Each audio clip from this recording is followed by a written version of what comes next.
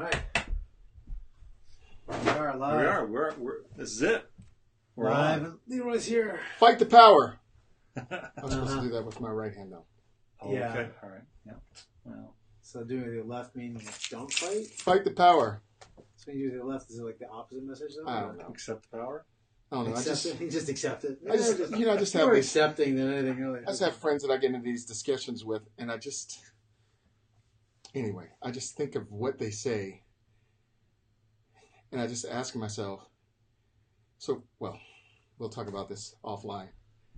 Okay. Fair enough. It's madness. Pulling up our little video here, so You're only beginning of the video. I don't want to take us anywhere off track today. Well, good. Nowhere off track. All right. That will not happen because Ward is focused. He's going to get us back to 2 weeks ago. Yep. Ward is We started a topic. back to the past. Yeah, back to the future. Past. You're touching my hand, and that makes me nervous. Well, did you get a haircut, by the way? I did all of them. It's lovely. Thank you. I appreciate very that. Nice. Yeah. I just thought I'd tell you that. You know, It was kind of funny. sometimes we don't affirm each other enough, and I just wanted to do that. Okay. What's funny is This is why it's not necessary. he has this great picture of himself, posted everywhere.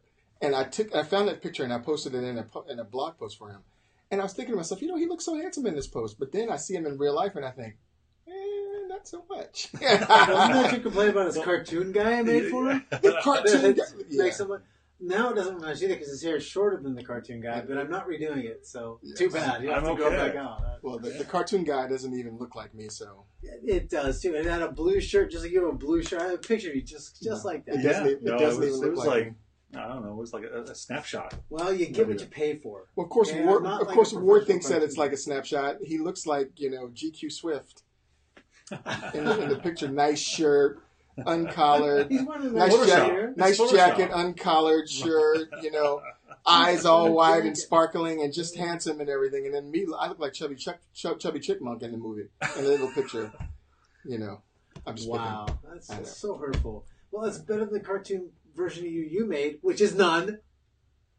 Still, just fair. Oh yeah, sure. Just criticize my work. Leroy, it kind of hurts my heart. Like I said, sometimes we just don't do enough to affirm each other. Sometimes we just tear each other down, and it sounds overwhelming. I'm going to tell you, that sounds like my wife. Oh, you're always tearing her down. No. Wow. No. Okay, so this is counseling hour. My wife has an aversion to arguing, and whenever she sees it or hears it, she's like, or she has criticism. Even though it's legitimate, she goes, we're always tearing each other apart. We just need to stop. I noticed ever since the episode on Beth Moore that she was mad at us because she didn't listen to the whole thing. I don't think she's ever listened. She's watched the whole thing. She's never. I know, but she's never. You know what she said? You know what she says? Once since then. We're still wrong. You know what she says whenever she watches those things? They're all wrong, Leroy, but you're right. Yeah, that's what she said. Yeah. Exactly. Yeah. I don't think she's even listened since. I don't think she listens anymore. I think she's mad at us. No, she's not mad. I think your wife doesn't like us anymore. She's. I feel like she doesn't like me anymore. Well, tell me about that. How does that make you feel? It makes my heart sad. Again. Oh my gosh. Yeah. Do you need a safe space? Is that what you need? Need a tissue? I come here every day to my safe space office and hug my. The original safe space is. You have an animal. You have a stuffed animal too. Yeah, the little cow. Oh my gosh! Looks a little wet, a little damp over there. Like tears have hurt the cow. But anyway, we should get started on more important things than my emotional state. And Margie being angry at you. Margie not liking me anymore. Margie, it's not me. It's them. It is Ward Crocker. Anyway, so Ward, did you have a feel good? Tell us something that would make us feel good, Ward Crocker. Give us a happy story. This man was told he needed to put his wife in the nursing home. 27 years ago. They told Andy Fearlet, I think his name is, Fierlit. And this is a shout out to him because this guy rocks. His wife, unfortunately, was partially paralyzed from a brain aneurysm. She would require much care. And they're like, dude, put her in a nursing home, okay? And he said no. And so for 27 years, they have flown around the world together. Wow. Yeah, not put in the nursing home. We're talking about, here it was like, I don't know, it's Tiananmen Square.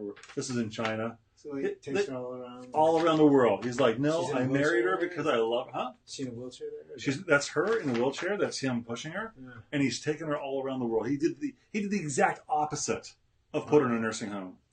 He literally has taken her all over the world. Probably all the money he would have spent in the nursing home. It's probably cheaper to fly around the world. Yeah. There it is. Yeah. Yeah. He said, I married her for better or for worse. And he's like, you know what? I'm going to make it the best that we can.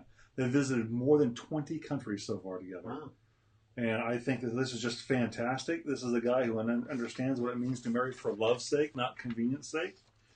And he's committed to his wife and didn't have her committed. Now, I'm not opposed to people receiving the care they need in homes, and sometimes people can't always fly their loved one around the world in 20 different countries. But I think it's fantastic. You can at least go to like Walmart together. Yeah, at least one. And Target. We've been to 20 different stores. We've been to 20 different Targets. That'll be more on my budgetary range, is all I'm saying. Depending on the gas prices. But it's still the same thing. It's the same principle. Same principle. Just within my budgetary constraints. When people are forced to make decisions like that, I mean, everybody's going to make a decision that's different. Right. But that doesn't mean that when we find something laudable like that story, that we shouldn't laud it, even if that makes some people feel bad. I'm sorry. Right. That's laudable. Well, I think it shows like the value. He did not give up. He did not roll over. He did not give up on his wife. The value of his word, the value of marriage, the value of life itself. So, for example, the dignity ascribed to it. I'd put Ward in a home. And you'd pull a plug. Yeah. No plugs. I wouldn't pull a plug, but at least he wouldn't be homeless. He wouldn't be homeless. See, so it's showing that. So be cared for. Appreciate that. Yeah. Wait a minute. So, you come visit and step on the hose, right? So what he's saying is he would guarantee that in your old, decrepit state of dying, he would make sure you're not homeless. That is a positive thing. I'm trying to get silver lining. You know what's really crazy though? Do you remember funeral home? Is that? Yeah, that's a home too. Do you remember H.R. McMaster? He used to be the national security advisor for the president. Oh, yes. Did you hear what happened to his father in a home? Mm-mm. His father was in a home in Pennsylvania. So here's the national security advisor. His dad is in a home, and he supposedly fell and died, only to find out that he fell a number of times and they didn't report it, and they're prosecuting the people for murder. Oh wow! Isn't that crazy? So sadly, you hear those things about homes and those situations. Yes. So anyway, well, that was a moral shout. There's Leroy just bringing in the negative. Yeah, I know. Well, that's a depressing thing. But I don't want to distract us too much from getting back to. We got to circle back because we put it off for a whole other last show, a couple weeks. We said we'd come back to it, and I know that you had some stuff, Leroy, eventually that was related to this. So it's kind of worth circling back to 2 episodes ago. And we brought up. There's 3 related. Brian Banks, yeah, right. Brian Banks, who was, but that's an older story. It is. He was set to become. He was on his way to being an NFL player, and then he was falsely accused of rape. Lost that NFL career. Served 6 years in prison. Got out. I think you brought up that 5 years, at least, right? A little bit 2 weeks ago. Right? Exactly. So we talked a little bit about it, and then covered that story. The cop who, the pastor who lied, and about the racist profiling by the police. Oh yeah. I think you remember that one. Right. You brought up that one a little bit. The pastor, just to recap. Just recap. That's right. And then this lady, gal. No, just before I go, I just want to say, to make sure. So recap that just a little bit more. Okay, recap this one. This NAACP person, member as well as pastor, claimed after he'd been a Reverend Jared Moultrie, pastor of Oak Grove Missionary Baptist Church in Fairmont, he claimed that a cop had basically racially profiled him, talked about drugs, and threatened him with different things. And then the police released the video. The body camera. The body camera. And it was like none of it was true. Yeah. And not only that, but his church doubled down and said, we believe him anyway. Basically. It's like, oh my gosh. So false accusation against the police officer who treated him with respect. And then there was this gal, Nikki Giovanni, who claimed to have been raped by 2 Sacred Heart University football players, just got through pleading guilty to lying to the police about it. Mm. Now, the thing about this is she had consensual relations with both of them, but she did not want to lose the prospect of another guy being her boyfriend, so she didn't want him to think poorly of her, so she made up the rape case. They lost their scholarships and had to drop out of school, despite the fact that it was false, and despite the fact they found out it was false, they still lost that. So after they found out that it was false? Yes. They lost their scholarships? They lost their scholarships. Before. They found out it was false, but they didn't restore it. And so they lost out on the scholarship, both of them did, which is really sad, from Sacred Heart University. And she just recently, like in the last week or two, pled guilty, pleaded down. 10 years. Pleaded down, was going to be a 6-year, she pleaded down to a 6-year deal, which is going to be 1 year served, but it's time served. Mm-hmm. So it'd be less than a year now, including time served, and she'll be on 3 years of probation if all goes well. So But she's still convicted of it. But she's still convicted. Yeah. Crime? Yes, it's a felony. And so the issue is, now she was held accountable somewhat. Holding people accountable for what they do. What's the morality of holding people accountable? How should we as Christians approach this? How do we as Christians approach a false accusation? And if somebody's in your church that's been falsely accused of rape, murder, there we are. Yeah, I think all those cases bring up something really important that it doesn't answer directly. I mean, at least not to start with. Sure. Part of how we should respond to those things, except for, I think it does point out that we have to be careful not to respond like the world wants us to. We can look at the Paige Patterson case, where he's the president of Southeastern Baptist Seminary, right? And a couple accusations of really just of saying things that were offensive now, but then the most egregious one was that supposedly he suppressed a case where a young gal said she was raped, but he did not report it. Right. He says he did. It's sort of a little controversy now. Okay. But all those cases sort of remind me. I've been processing that a lot lately, and I think we might have even mentioned it. I don't remember if on the show here or just. I think we talked about it a little bit this page last time. But just that problem we have with the need, the culture says the only way to respond to those things is to immediately decry it, step out on social media and condemn it and do whatever. And if anything short of that is acceptance, it's endorsement. Right. You can't wait for the second news report out. You can't wait for a week to pass by or a month to pass by and more evidence to come in. You have to immediately step out, and Twitter and Facebook and all social media presence just decry the evils of what this person has done and decry them as therefore evil and worthy of punishment. You just have to do that. And there's anything short of that is acceptance, is, sort of your mollification of it. You're just, dismissing the importance of the issue. So much so that even the guy from Twitter who had lunch at Chick-fil-A had to come out and disavow eating lunch at Chick-fil-A because of their Christian values. The CEO at Jack. Yeah. I heard about that on the radio. Yeah. So he tweets out, had a great lunch at Chick-fil-A. And because Chick-fil-A, 6 years ago, Dan Cathy supported the proposition out here to make marriage, keep it man and woman only. Which, by the way, some gays supported. Yeah, So because of that, he had to then decry, the great lunch that he had at Chick-fil-A. Yeah. Right. Because you can't eat chicken there if somebody that runs the company has a position on something you find offensive. It's that sort of social media. We have to overreach. Social justice warrior type thing. Yeah, we have to respond to everything, as an absolutist mentality. In the same way and that's the way the world, when we say the world, I mean those outside of the world of Christianity respond to problems. And it just goes to show that if we're conforming to that, then we're really not really haven't thought through and incorporated and inculcated our own biblical value structure, so that we can, even if that means that we're different than the rest of the world, or viewed as odd because we adhere to it, I mean, it might just turn out to be better. Yeah. So that's what I would say. The first thing is we've got to learn to be not so impatient as believers. I think we have an obligation to find out, because we believe there is such a thing as truth. Mm-hmm. See, I think the reason the world can respond so quickly is because truth is determined by their feelings of offense. Right. I'm offended or I'm hurt, therefore it doesn't matter if the accusation is grounded in fact.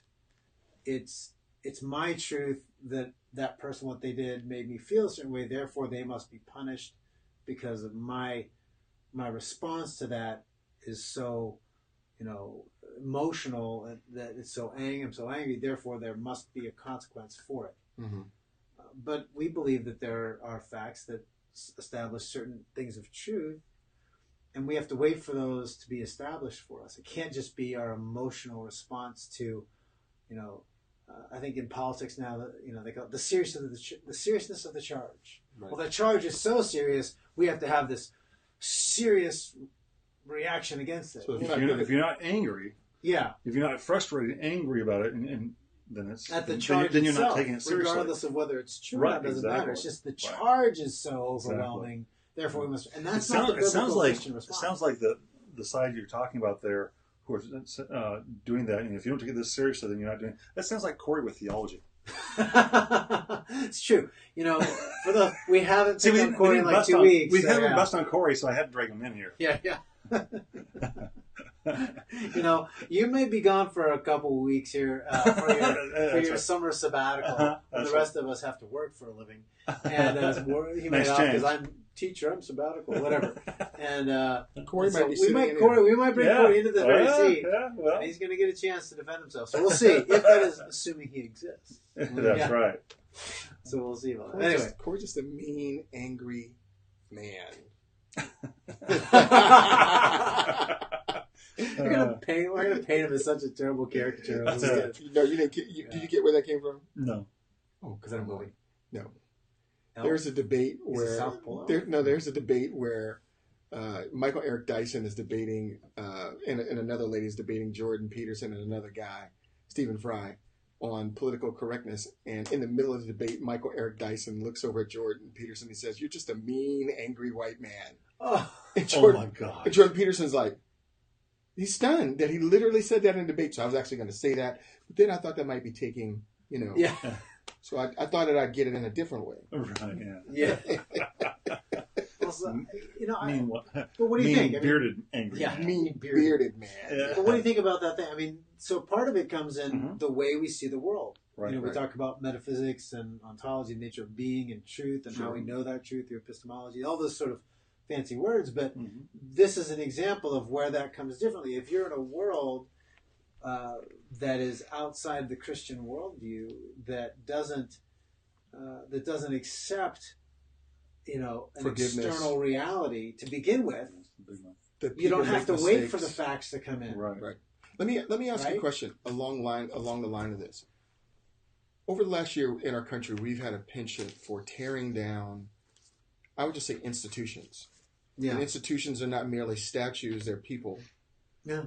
They're organizations, but we have a penchant now for tearing down things that we used to view as venerable, not sacred, but worth lauding. Yeah.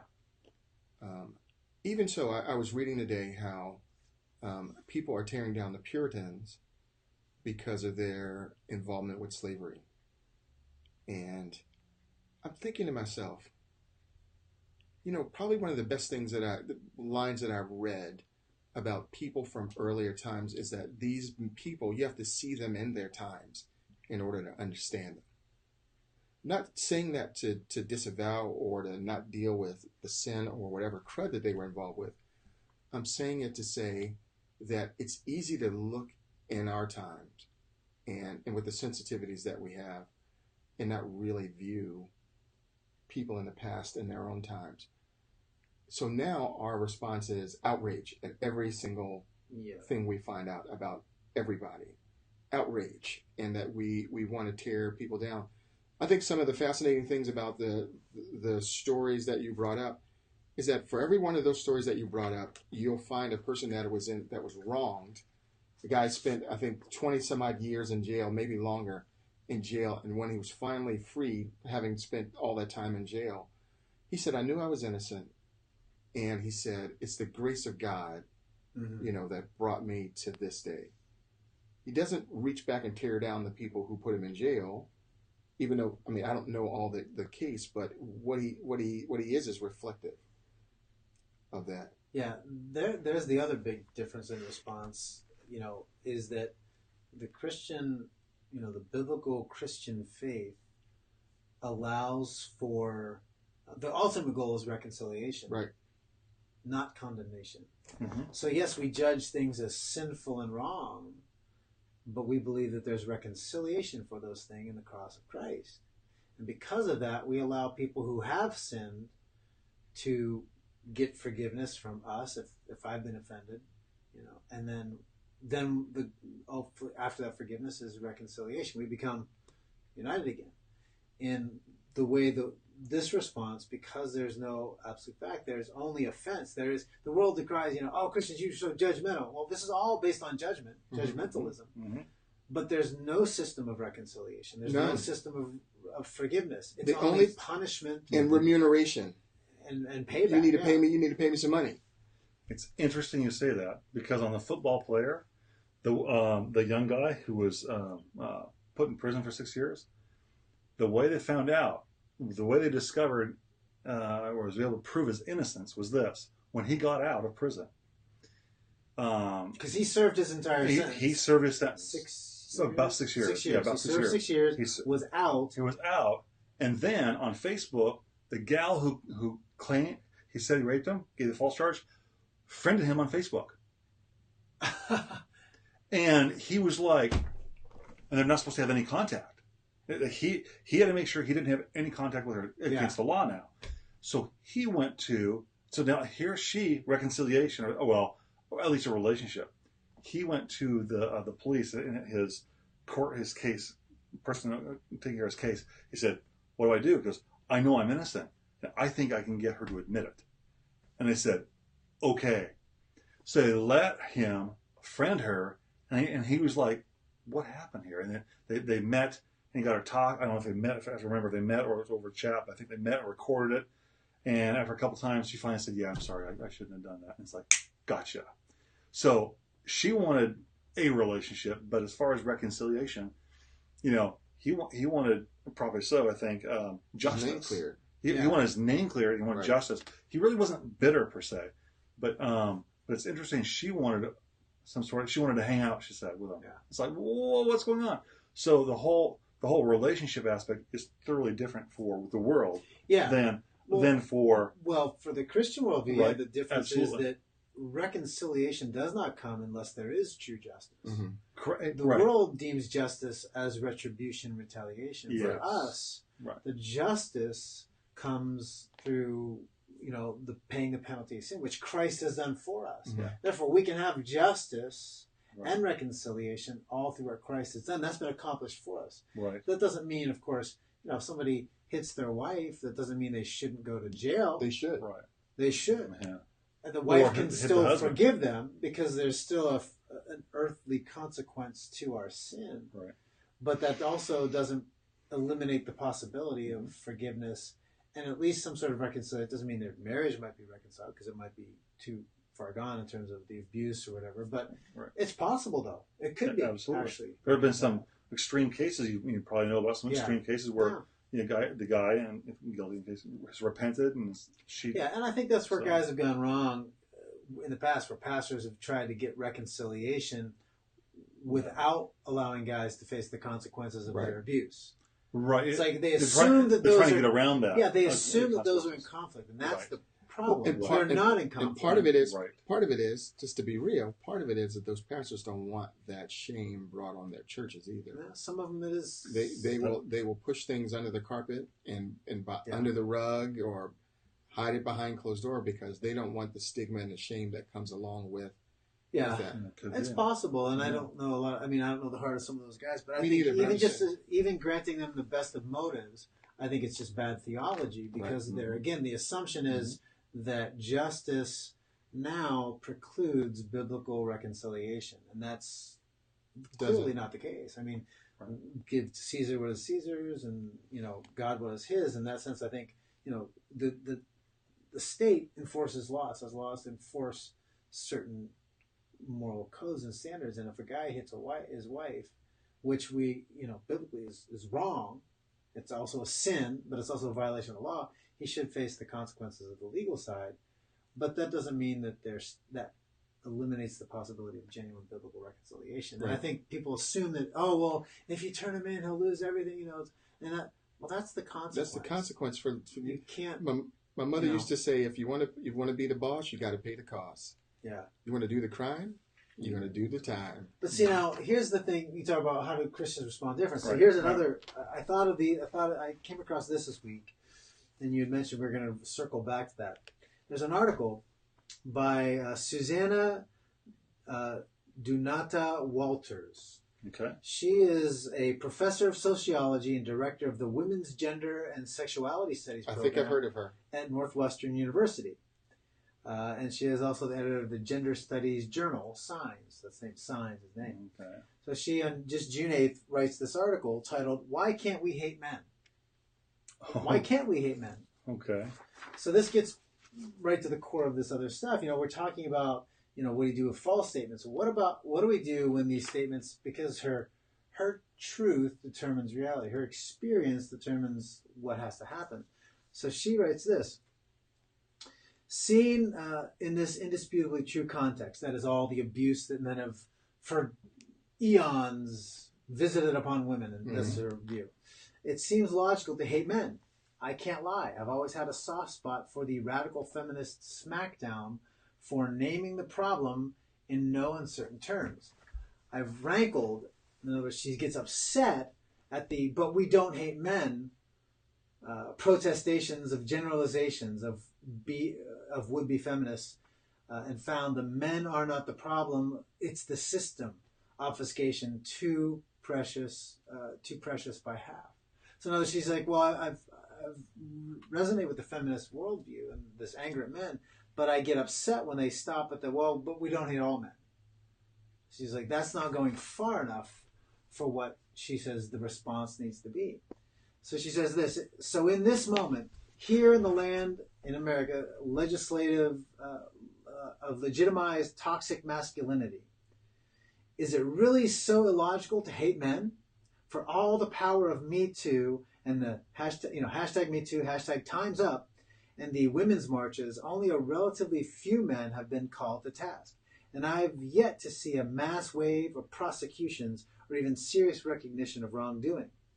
And she goes on, but we're not supposed to hate them. The hashtag Not All Men.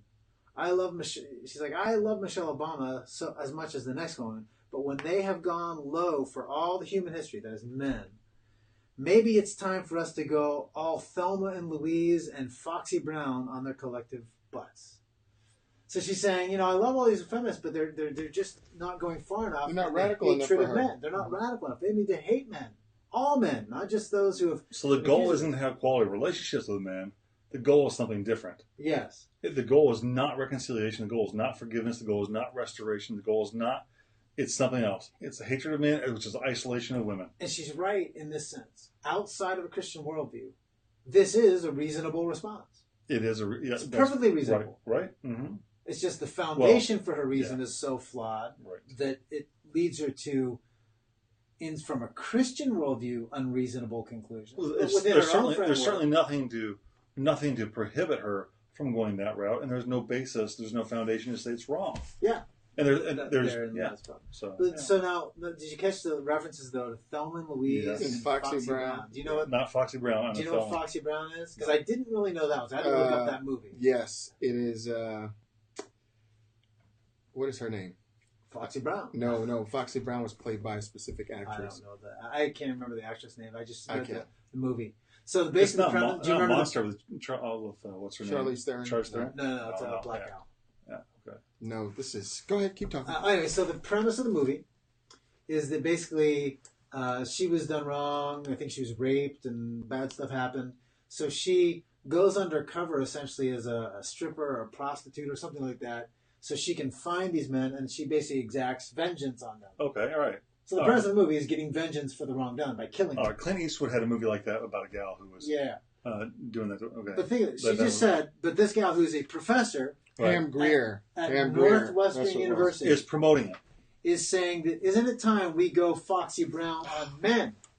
Men in general. Men in general. Doesn't matter if you're guilty or not. Exact our vengeance on them is what that's the analogy she just created. But isn't vengeance based on someone doing you wrong? Even if it's not right, vengeance is based on someone doing you wrong. She has just convicted the male gender, regardless of their acts. Exactly. What about those who help women? Because in a neo-Marxist worldview, which is what she is, it's all based on class and groups and power. And the oppressed. So men as a group are the oppressive group. Right. Women are the oppressed group. Anything you do to take them out of power is justified in that moment. Now, if I was a Marxist man, okay, what would preclude me? She gets there. What's that? Oh, she gets to that. What she expects men to do. If I'm a Marxist man, there's nothing in a non-Christian worldview. There's nothing to prohibit me from going. No, you agree with her worldview if you're a Marxist man. That she needs to be eliminated? No. At least the feminist Marxist man. Right. You and her, if you're a Marxist man, you and her are in stark agreement. But the distinction would be her aim is pointed at men. Your aim would be pointing at the system that puts men in power. So she would probably find you. I'm not sure Stalin and Lenin would target the system, but they would target the people who oppose their form of the system. Does that make sense? Yeah. No, Stalin. Which would be her. Stalin would eliminate anybody that stood against him. She's gone. Right. Yeah. Well, and that's why this is this sort of. I mean, you have to look at that's why he's neo-Marxist in the sense. It's they did it by classes. She's doing it by gender. Right. It's the same. Is she assuming our gender? Yeah. Well, there you go. Did she just assume? Wait. Is gender binary? Is she a binary?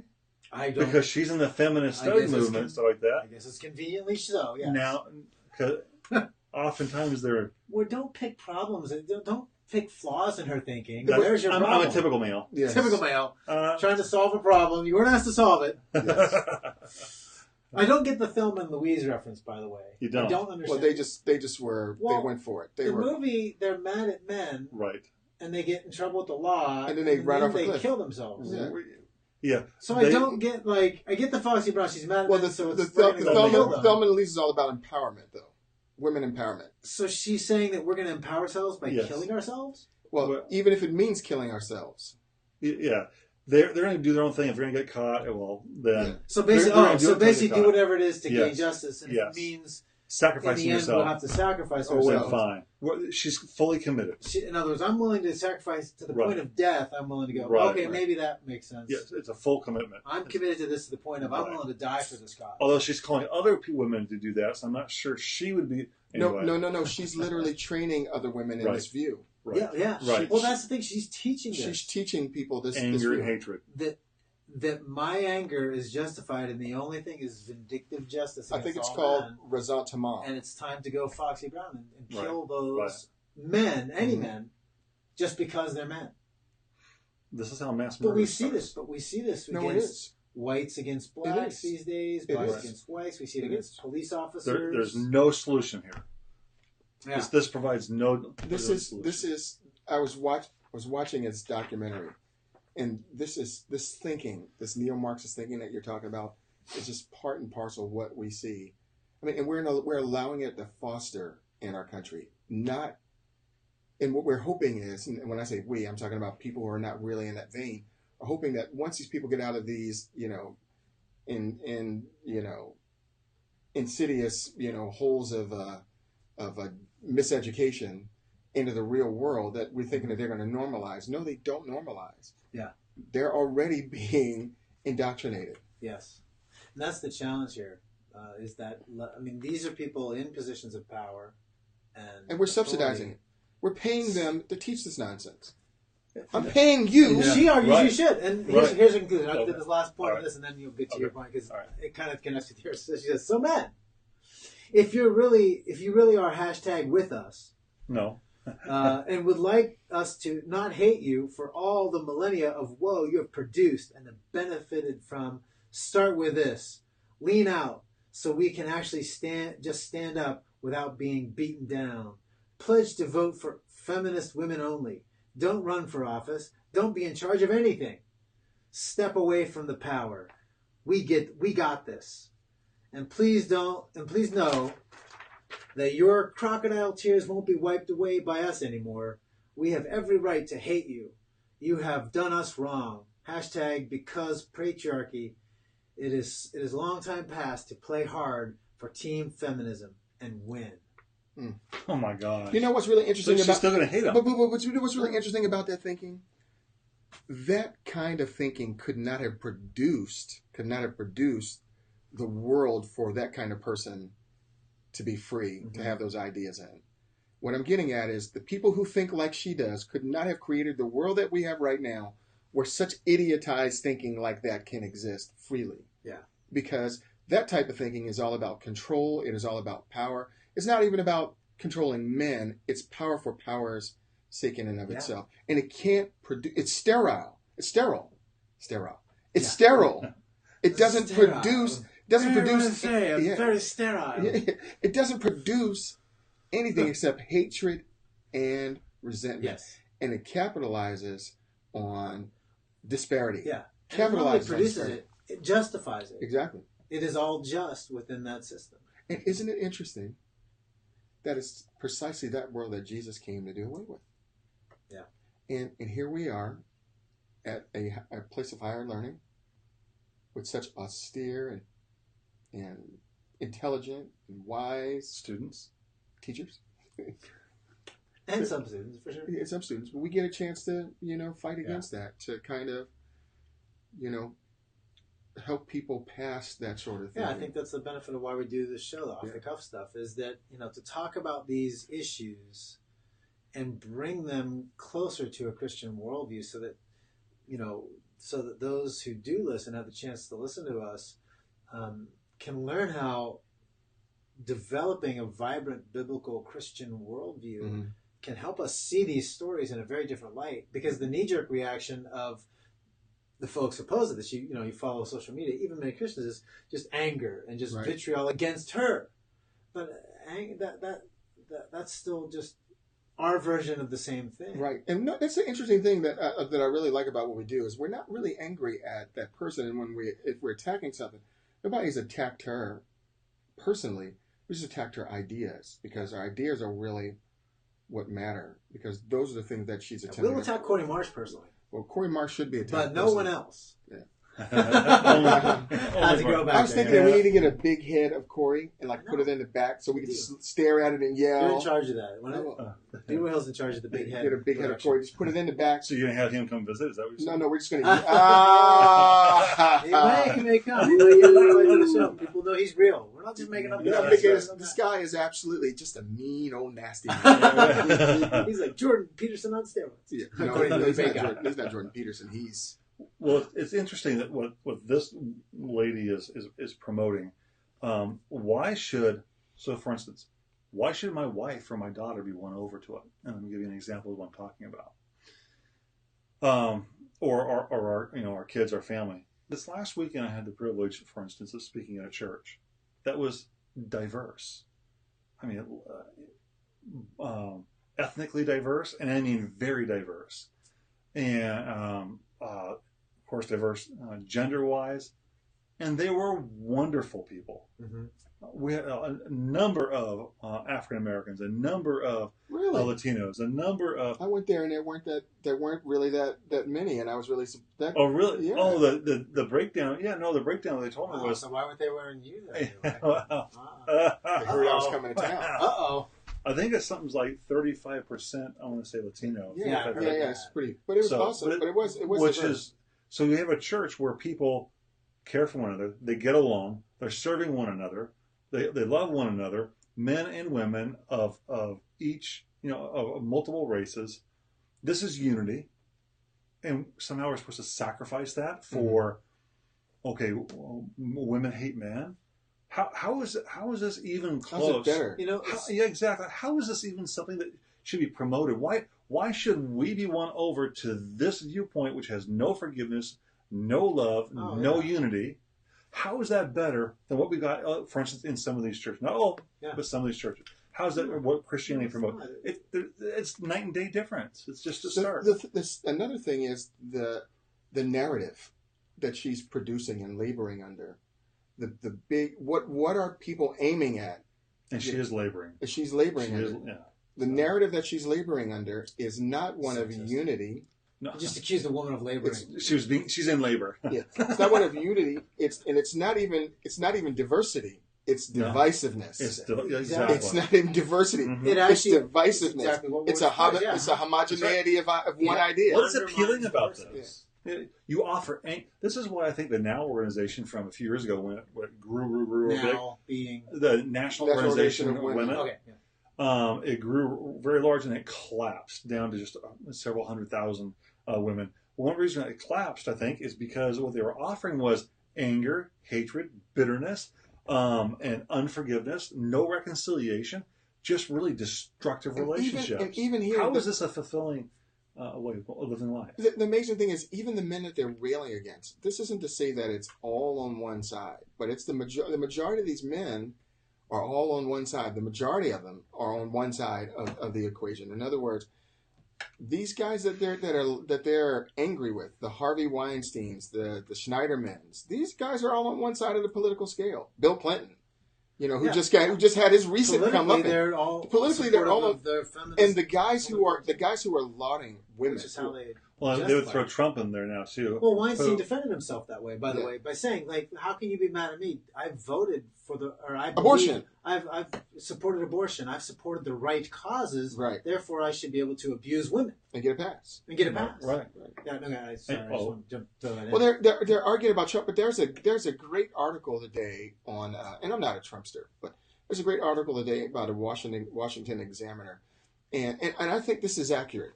I think what's happening is when you listen to the people on one side of the spectrum, they're making some of the most outlandish statements that you ever want to hear. And part of me thinks that the reason why they do that is a pretext to when they ultimately regain power to do away with the rules in order to right this vast wrong that we've lived under.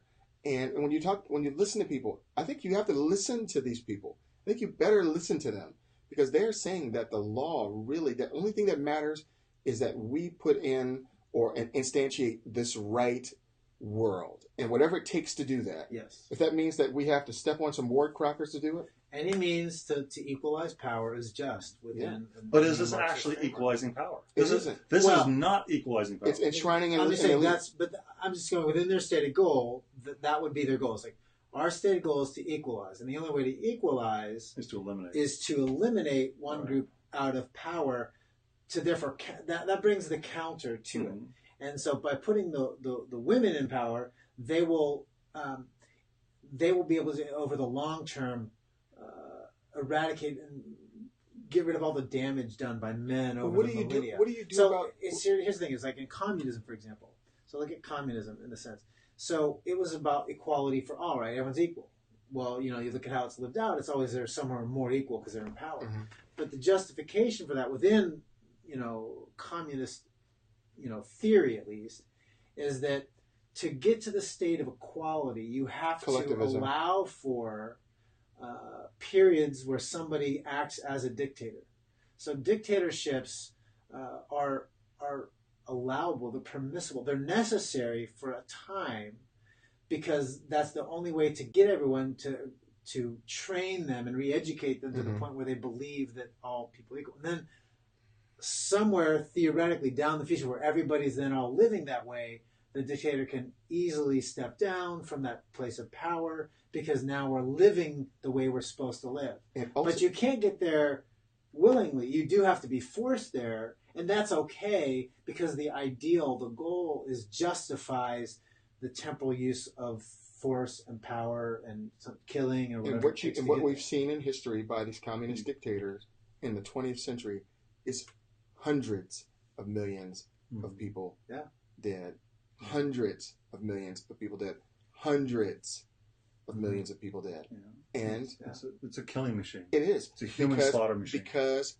And within their worldview, it's justified. And that's the thing that's utilitarian in nature. That's why I brought up. That's false to equate. That's why I brought up what Christians have done in the past. Right. Because what they have done when they've killed, and they have, like the Crusades or all these things. 200,000 people died in the Crusades on both sides. But whatever, but their killing was out of line with the biblical faith that they professed. That's exactly true. So theirs was out of line with a biblical Christian worldview and ethical standard that God has established. Within the communist Marxist, is consistent with it. That killing of people is consistent with it. And that's a big significant difference. That's the thing that I was talking about before. There's a rationality there. In other words, here's my goal. Here are the obstacles that stand in between me and my goal. Those obstacles need to be eradicated in order for me to achieve my goal, because my goal is greater than the small sufferings along the way. And the small sufferings are the individuals who have to die in order for me to achieve my goal. Think about it. I was just, Stalin, the first year that they instituted communism, was it 4.8 million people died? I don't remember the time frame. But it was like 4.8 million people died, and then then over like 3 years of famine, many more millions died, and then because there was an immediate there has to be. I mean, there's a great book written about it, but there has to be this cleaning out. And he only kills his political enemies after he doesn't kill his political enemies to consolidate power. Only after he's consolidated power. Exactly. Because now he's really going to be the ultimate dictator, and that's the problem with dictatorships. Dictators don't just step down and go away. They don't. And plus, the evil they do comes after they have the authority, not to gain authority. No. Not in the most successful dictators that we've seen. No, and that's where people get confused. Is they're like, oh, well, this person doesn't do anything bad. They only want to do it good, and we're willing to give up this right or that right to get the good that we want. Sure, Thanos. Look, what can you point to their history? It's not the history of the individual that's corrupt. You have to look at the underlying ideology, the underlying philosophy that they're incorporating that justifies them taking the power, that will allow for them to destroy and kill and do whatever it takes. Just like this woman, honestly, from Northwestern, she has a philosophy that justifies going all Foxy Brown, killing people to bring justice. And even if they're not individually responsible for doing something wrong, there's a justification because they belong to a class of people. And that's what makes it a neo-Marxist view, is that value, human dignity, human worth comes in classes, belongs to a class of people, not to the individual. Right. So you as an individual have no inherent value. Right. The needs of the many outweigh the needs of the few. So, very Spock statement, but that's rooted in a Marxist. But that's what's going on as well with race and racism is the values found in their class, their group of people, and there's no shared basis for communication, reconciliation. That you see that in the fact that you can have a group of, of activists who will, decry anybody like Walter Williams or any of these black men who have stepped outside and come off the plantation. They're Uncle Toms. They're off the plantation. They're house persons, and I can't say the word because I'd probably get in trouble. But they individually don't have value to them. You could see the vitriol and the hatred to those individuals because even in their view, it's not that individual black people have value. It's collectively as a group we have value. It's collectivism, and that's exactly the problem. Yeah, because when the group has value, you can do anything you want to the individual. Right. It elevates the state over the individual. Yes. It's the when I was a kid, we thought that individuals mattered.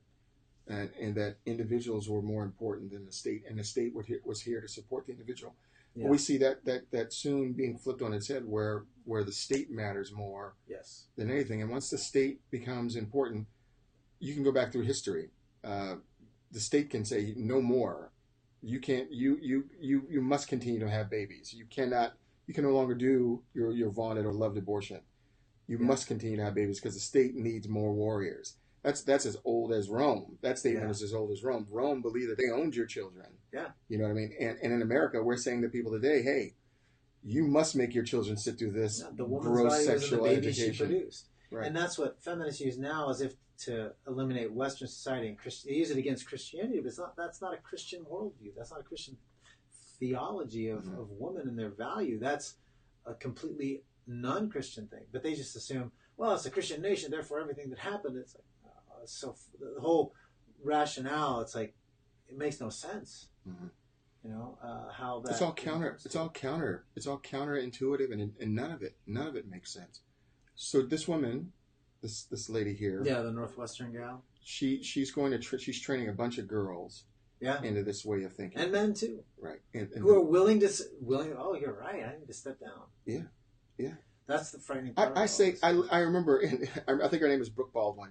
I remember watching one of her shows, and she had this activist on, and her name was Simone. She's a black gal, Black Lives Matter activist. And she began to enunciate the destruction of men, and that no more men need to seek... You can Google it. Her name is Simone and Brooke Baldwin. Google it and watch the video yourself if you don't believe me. And she began to say, no more men in power, no more men run for office, no more men, no more men. And Brooke Baldwin was like, yes, yes. And I'm sitting there thinking to myself, you have children, I bet. I bet at least one of your children is a boy. Are you literally saying that you're willing to sacrifice your son's future so that a person like this can rule out any hope that he has in being a leader or anything? Is that really what you're saying? Is that really what you mean? And it is. I mean, it's a for sickness. many of them, it's sick. Because they're so committed to that worldview, that philosophy, that thinking, that they become blinded by it. It's Romans. What it says is the world becomes confused by its own wisdom. And I think I mentioned before, as a kid, I said, well, how does that makes no sense. How do you get confused by wisdom and stuff? I never understood that as a kid growing up, and now I see it in the world around me. And I'm sure it's always been there, but now I understand it. And I see it, and it's quite frightening. It has no wisdom, and it's the wisdom that it has is working on a whole different level. So I think that, I mean, ultimately those questions, I'm glad you brought back that, and we circled back to those, because I think, you know, the two things we've covered so far, as far as answering to your original questions, just to kind of close it up because we're almost out of time, was that one, there's definitely a different metaphysical understanding of what determines what is fact or truth in life between the system that those people use. They're willing to lie to gain something. They're willing to hate to accomplish something. Because power is the most important between thing. that and a Christian who recognizes that there's something outside of us, beyond our feelings that determines that. But also our system, the second one, is that we need a path to reconciliation. Right. And the Christianity offers that path to, you know, how do we respond to these lies? Well, we have to find a way towards reconciliation. Jesus said, what did Jesus say? If you want to be the greatest in the kingdom, you must be the servant of all. Jesus says you have to, in order to be powerful, you actually have to lay down power. Which is ironic that this is what that gal hits on from Northwestern. That, you know, man, if you really believe it, step aside. But it's not the same kind of situation. He's saying when you want to, you know, love somebody, you give up your rights. You stand aside to elevate the other person. To serve them. But it also assumes the other person is willing to do that same thing in return. Exactly. But here she's saying something. She's saying, lay down. She's saying, put your head here on the chopping block while I chop it off. Yeah. That's very different. Sorry, I'm not going to do that. She's demanding somebody step down. That's different than somebody willingly sacrificing. And for her, she's going to try and get it done anyway, one way or the other. Yes. So you do it voluntarily, or we're going to do it by force. Yeah, and that's what's shocking about this article is that, I mean, for Northwestern... What if men would have said this to women? What if whites would have said this to blacks? Well, in her response, you men have been saying it to her for centuries. But, and I would say to her, why is it wrong? Oh my gosh. Just because you don't like it doesn't make it wrong. I would say, what's your standard of right and wrong here? I would say to her, we created law, like and not like. They have no She has no basis by which to object other than she doesn't like it. But too bad. Maybe she needs to spend more time in the kitchen. Is imbalance of power. Oh, gosh. Well, I mean, this show brought to you by Ward Crocker. You can reach him at Ward Crocker at Ward.Crocker. complainonlytome.com. Yes. No, but the point that he's making. The point that he's making is, if we live the world on her standard, then we have every right to say to her, exactly. Get back in the kitchen. Yeah, I mean, but it's not, even when we say it, we know. I don't say that to my wife. We have a right, but we would never say it. We would never say that. On her worldview, he yes, would say that, but not and on she his. would need to hear it. Just but clarify. On this world, on the Christian worldview, that is not the response. Not. So that's not the response Ward Crocker is proffering as the solution. Exactly. We're being very clear because we know that some of you will take them out of context. That's right. So listen to all. I will just play the rest of this clip and show. Saving your bacon. Making sure that's clear. No, but he's right though. I mean, the reality is, if we lived according to that worldview, it would just be anarchy. It would be anarchy. Yeah, and it's one group competing for power, survival of the fittest, and willing to do whatever it takes. It's survival to of the fittest. That power. And by no means are we endorsing men who have mistreated women. No, right. And we oppose that too. But we oppose the opposite, which she's offering up the opposite. Why do we oppose it? Not because we feel a certain way about it. No, why? Objectively wrong based on the nature and character of God. We serve a God of love, not a God of hate. A God of reconciliation, not a God of division. A God who condescended and came to become one of us. Right? Yeah. Well, it's why we say, No, I'm just saying, I'm saying he became one of us. I mean, he came and walked a mile in our shoes. You know what I mean? He did it, and he didn't. He didn't come to condemn us. He said we were already condemned. He came to save us. Yeah, we stand condemned because our goal is not a political agenda. Right. Yeah. Marxism, neo-Marxism, all about political power. Everything is interpreted through that political that dialectic. Grid. It's a dialectic materialism. It all comes down to the control and power in politics. But ours is not that. That gives us the framework to say where Trump, he took advantage of his power and took advantage of women, whether it was legal or illegal, whether he raped them or not. He did it. That doesn't matter. What he did was abusive to women. Right. From a Christian world. The major distinction. There's no doubt about that. So was Bill Clinton. And so we can say it about exactly why we can say it to both parties. Yes. There's a consistency, and there needs to be a constancy amongst Christians in how we deal with as well as we can say this is wrong, just like Clinton was wrong and Trump was wrong. Exactly. We need to be good because our goal is not touching my hand, man. This is my chair, man. What I was going to say is, and we have. It's not the right time. And there's Joe Miller has a chart on his website. I think Joe and Ward have worked on a chart where you can see how politics is worked out. Yeah. From our metaphysics. It goes our metaphysics, then epistemology, then our ethical system, and then we work out our politics. Yeah. These folks are just working out these folks. Their bottom line is power. Right. It would just be power, and it would be and ethics reflects their pursuit of power. Yes, their world is within that thin band of culture, which is really ethics and sociopraxy. Right. It doesn't go outside that. No, and that's why they always start. That's why when you watch the talk shows, they never start with God, and they never start with a system of morality, because they don't believe in that. They believe in that narrow band that you just talked about of power, and then politics. How to get there? Which just strikes me. This is, I remember when we got to close up here, but you said one more answer to this thing, to that question of what we respond, and I say we respond with prayer as well. And I know that I've faced this for years. A lot of you see it now on Twitter. You're like, "What good is prayer? Prayer can't stop a bullet. Prayer has no power. Is whatever. Prayer can't stop a bullet."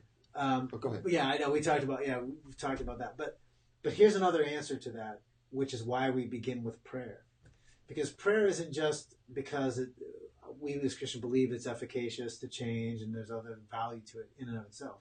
But in beginning with prayer, it points to that metaphysical reality of God who exists outside of us, who is the foundation for how we will act after we get up off our knees and finish praying. Right. We begin with prayer, not just because prayer in and of itself will solve all problems, but it points to a God who will solve those things and who exists and in reality has power and authority, dominion over all that we look around about us. So we have to begin there, not with politics, And what you said there really just struck me, actually, really for the first time, to a way to phrase that. I think that makes sense to people. Is that because on the talk shows they begin? If you say, "Well, let's start with prayer." Oh, that's the wrong. That's the only beginning place. Right. Because our metaphysics reality, is the foundation. It points us to that foundation. Their foundation starts with that other level. Yes. That's why every time I listen, that's the reason. No one ever questions the talk show host's ethics. They don't. Right. No one ever questions their ethics, and the talk show hosts assume that you already agree. That's why you watch MSNBC, because you already agree with their ethical system. That's why you watch CNN. That's why you watch Fox News, because you already agree with their ethical system, and you don't think the question and ask the question, well, what is it that these people believe? What do they believe is right and wrong? What's at the very bottom of this? They only assume that you agree, which is why they talk the way that they do.